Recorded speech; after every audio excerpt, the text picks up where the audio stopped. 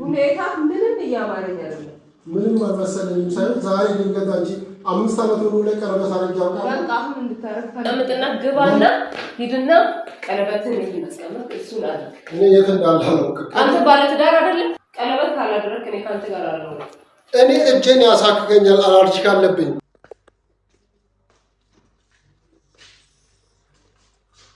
ይሄንን ልበስ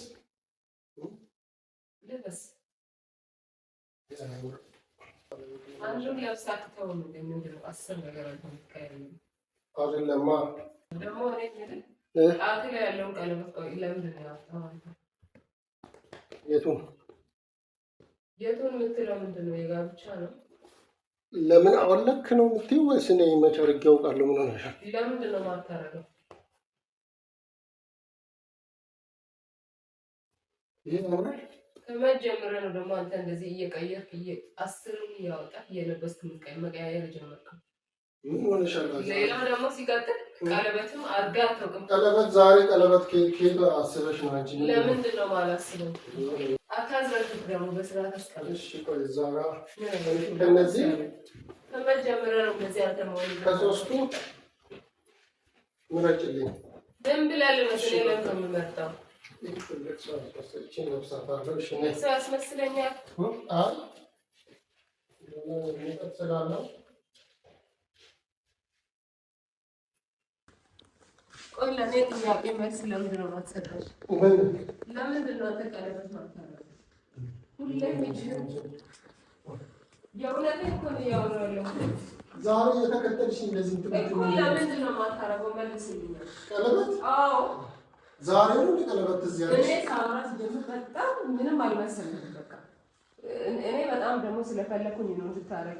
ሁኔታ ምንም እያማረኝ አይደለም። ምንም አልመሰለኝም። ሳይሆን ዛሬ ድንገት አንቺ 5 ዓመት ሙሉ ላይ ቀለበት አድርጌ አውቃለሁ። በቃ አሁን እንድታረግ ፈለኩኝ።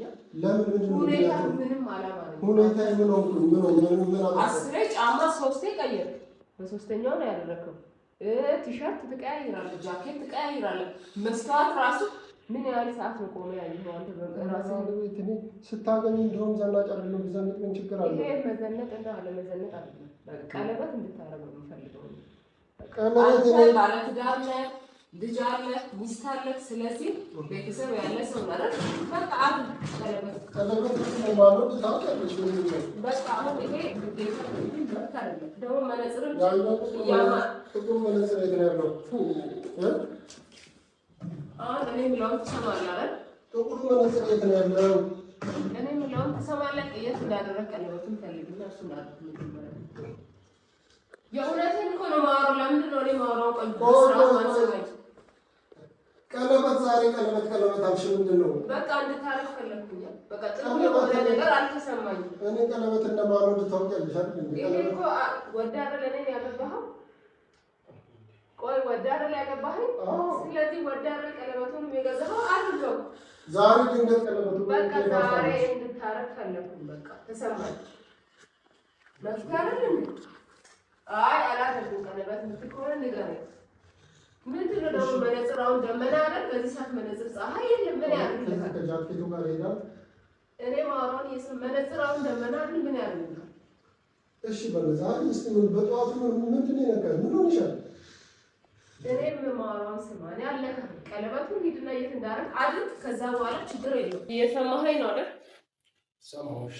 ደመና ነው ደግሞ መነጽሩ ምን ያደርግልሃል? መነጽሩን አስቀምጥና ግባና ሂድና ቀለበትን ይመስከመክ እሱን አድርግ። እኔ የት እንዳለ አላውቅም።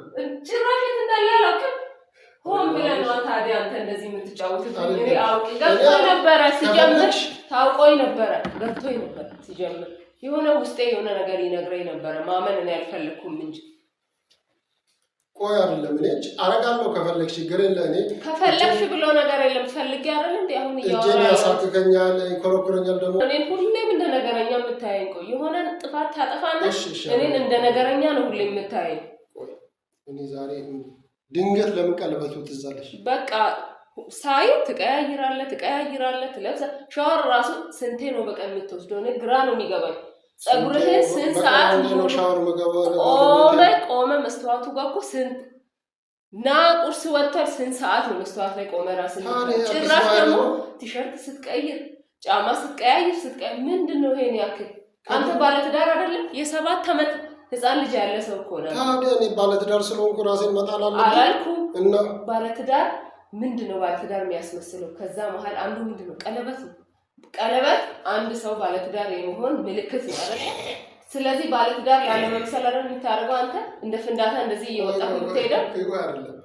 እዛ 5 ዓመት ሙሉ ስለ ቀለበት አውርተሽ ታውቂያለሽ? በቃ አሁን ዛሬ ድንገት ለምን አስታውስ? በቃ አሁን ይኸውልህ እድሜም እየጨመረ ሲሄድ አይምሮዬም እየሰፋ ነው የሚሄደው። ብዙ ነገሮችን እያስተዋልኩ ነው የሚሄደው። ገባ? እሺ ቀለበቱን በቃ ፈልጊና እኔ ለምን ፈልጋለሁ? የት እንዳስቀመጥ ራስህ ካለበት ውሰድና አድርግ። ጠፍቶብህ ከሆነ ደግሞ ግዛና አድርግ። ቀለበት ካላደረክ እኔ ካንተ ጋር አልኖርም። እንዴ አንቺ የምርሽን ነው እንዴ? አዎ የምሬን ነው የማወራው። እኔ እውነቴን ነው። ኧረ ማይላፍ ተይ እንደዚህ አትሆኚ። ማይላፍ ምናምን አትበል። ይሄ እየቀለድኩ አይደለም። እሺ ምን አስበሽ ነው? ያጃጃልከኝ ይበቃኛል። በቃ አልፈልግም።